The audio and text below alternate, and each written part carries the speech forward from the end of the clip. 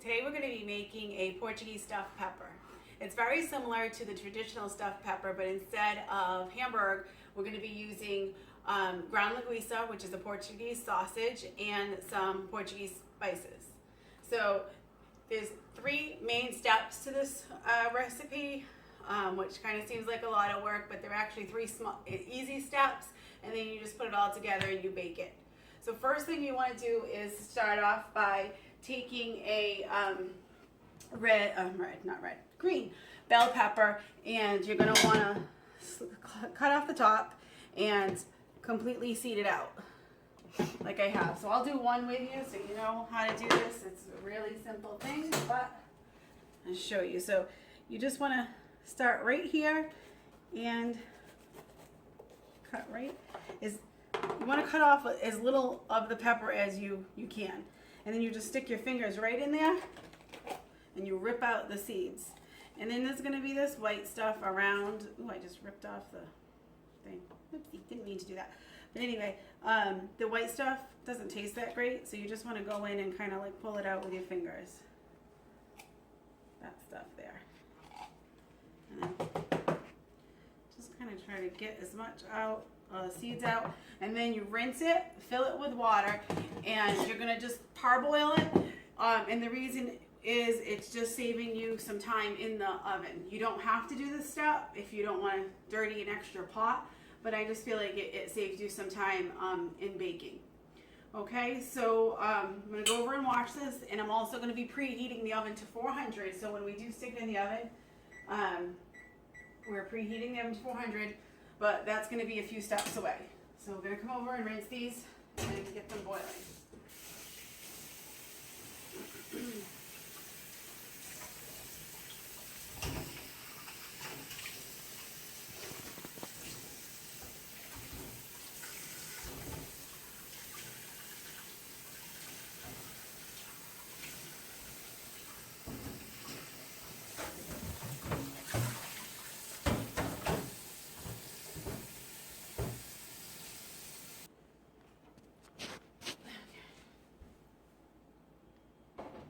Alright, so I'm going to put this on my biggest burner because it's a big pot. The recipe is going to call, the recipe below calls for 5 to 6 large bell peppers. I have 7 just because I couldn't find big ones.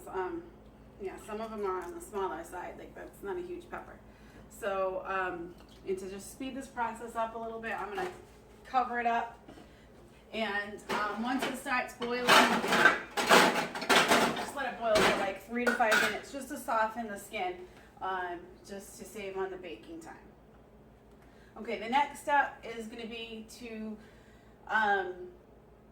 make the rice, which will go into the filling. So you're going to take a saucepan and add about a tablespoon of olive oil to that at about medium heat. I'm going to add maybe about a 1/4 cup of onions.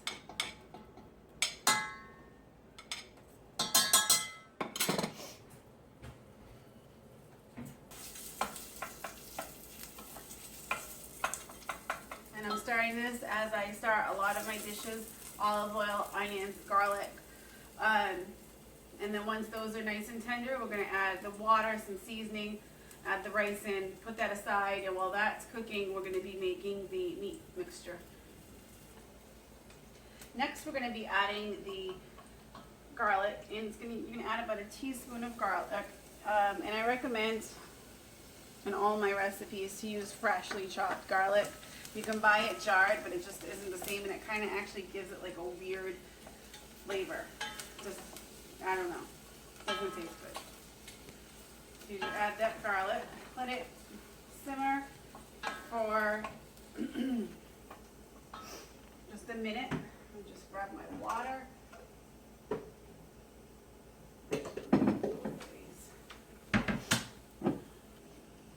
So I'm adding the water to the onion garlic mixture now.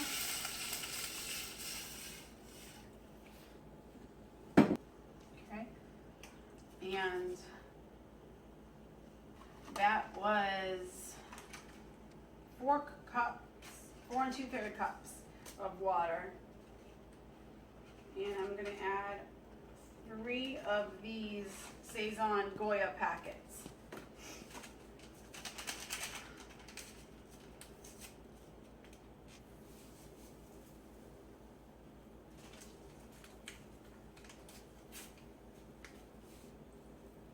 Okay, so I'm going to mix that up.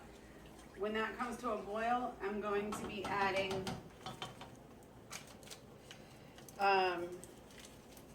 2 cups of long grain rice, just plain long grain rice, and I'm not going to add any other seasonings to that mixture just because we're going to be mixing it in with the ground linguica and all those spices, so we don't really need to add too much flavor to the rice other than what we just did. So I'm going to grab my rice here, but we have to wait till that comes to a boil. So once that comes to a boil, we're going to add the rice. I'm going to switch it to the back burner because we're going to need this front burner to work on the linguica mixture. Let's check on those peppers. Yeah, they're still not moving yet. Okay, so now the rice water is boiling, and I'm going to add 2 cups of rice.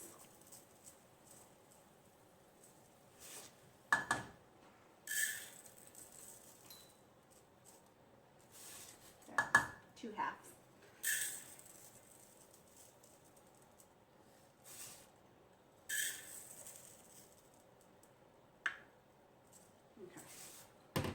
Okay. So I'm going to now stick this on the back burner so we can work on the meat mixture.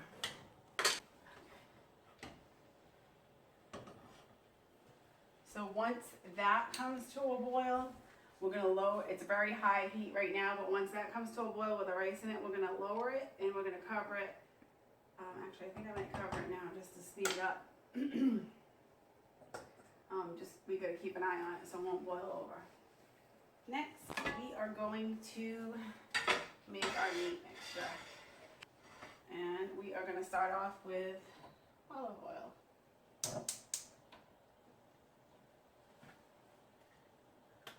Another probably like 1.5 to 2 tablespoons of olive oil, just because I feel like when you add the ground linguica, it like sucks up the olive oil. So we're gonna do onions first, and this is one large chopped onion.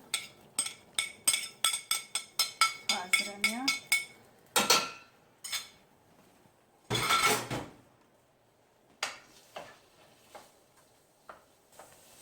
So this is the same exact routine as how we started the rice. We're starting the linguica mixture. So this is the ground linguica.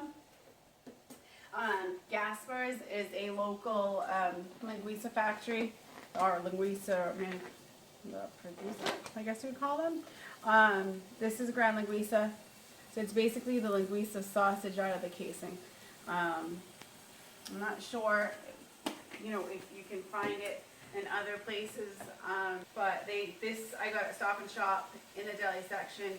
They do sell it prepackaged in near the hot dog sometimes. You'll see it, ground linguica. All right, so the rice, we go back to the rice. It just started boiling.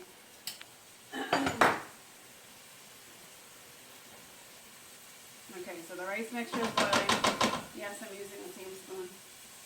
And I'm going to put that burner down to a good low. And cover that up. If you have a gas stove, I'd put it completely to low. Electric stoves, I feel that they don't need to be completely all the way down. Maybe the setting right before the lowest. So the onions are cooking well. I'm going to add the garlic now, which it's probably about 2 tablespoons of freshly minced garlic.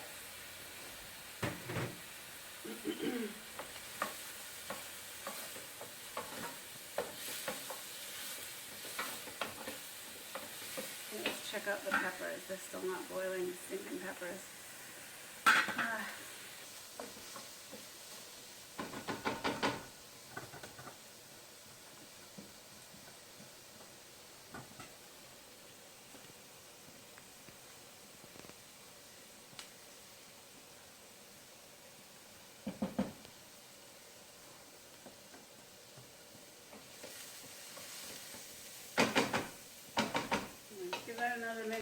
add the ground linguica. Now it's time to add the linguica. Right, so the ground linguica has been cooking for a while. I'm going to add hot chopped peppers. It's a little different than what you get dry. You know, the peppers you usually like put on pizza or whatever. If this is wet, and it's another Portuguese item, so I'm not sure where, what parts of the country has it, but this is for you local people watching. You can find it in the international food aisle, and it's basically like super spicy, but it's great to add a kick to your food. So I'm going to add 2 tablespoons of this to the linguica mixture. And if you like things really, really spicy, add 3 or 4 of them. But I just think for my family, 2 will be good. I want to kill them. And then not too much salt, but you want to add a little bit of salt. Maybe a half a teaspoon. And maybe a 1/4 teaspoon of pepper. And like I said, it depends on the salt and pepper on how much flavor you like in your food. And if you look at the, what I was saying about the olive oil, with this none, it kind of like just sucks it up, the ground linguica. So that's why I added about 2 tablespoons of it.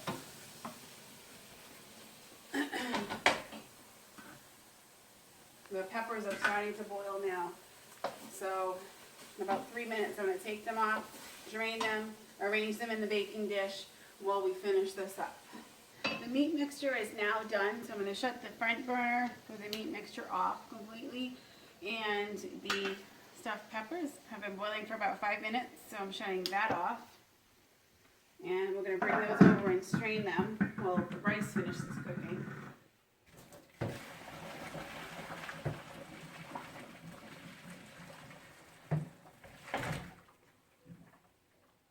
Let those cool. We're waiting on our rice mixture, and then we'll be back to stuff them. Okay, so the rice is nearing the end of its cooking here, and while we just wait for that to finish up, I'm going to come over to the peppers. I drained them. They're still steaming. They're still very hot. And I'm just going to put a little bit of cheese, probably about a tablespoon of cheese at the bottom of each pepper, of the shredded cheddar. Okay. All right, so the rice is done. We're going to add it to the linguica mixture. Here.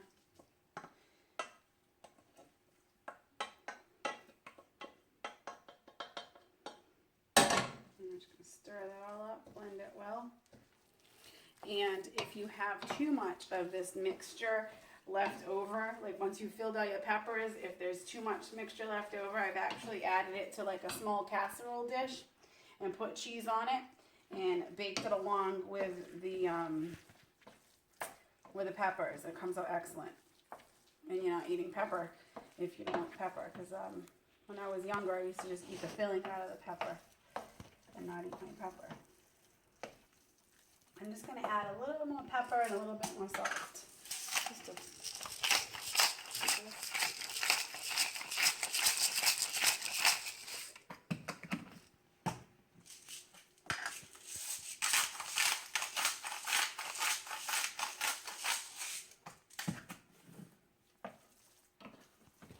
Okay, so now it's time to stuff those peppers.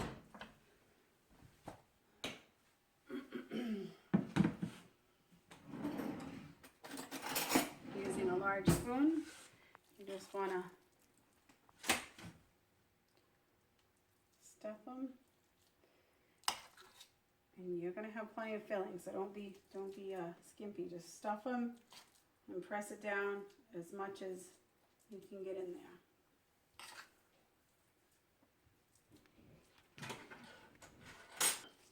So we have it.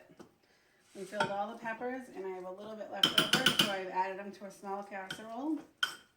I've added the filling to a small casserole.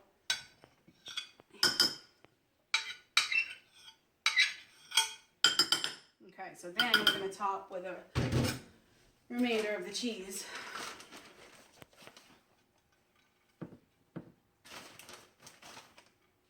Probably about 2 tablespoons of cheese on the top.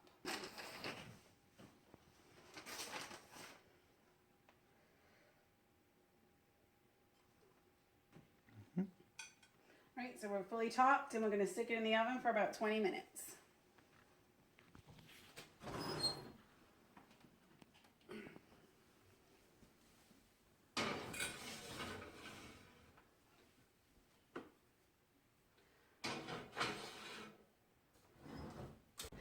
Welcome back. The stuffed peppers are about done, and before we take them out, you're going to notice that this recipe is called Tia Rosa's Portuguese stuffed peppers. You're probably wondering, who is Tia Rosa? That'll be me. My middle name is Rose, and some of my little people call me Tia Rosa. So that's just a little funny something. There's a long story, silly story behind it, but we're just going to leave it at that right now. All right, so let's take these peppers out of the oven.